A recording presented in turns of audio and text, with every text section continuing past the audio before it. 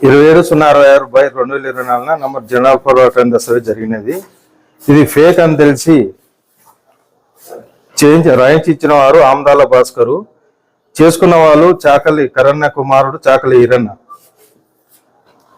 వాళ్ళు డాక్యుమెంట్ చేసుకున్నాక మా పై అధికారులు సిఐ వాళ్ళు వచ్చి ఇది తప్పుడు డాక్యుమెంట్ చేసినామని తెలుసుకున్న తర్వాత మేము ఈ డాక్యుమెంట్ 421/2025 రద్దు చేయడం అయింది. ఈరోజు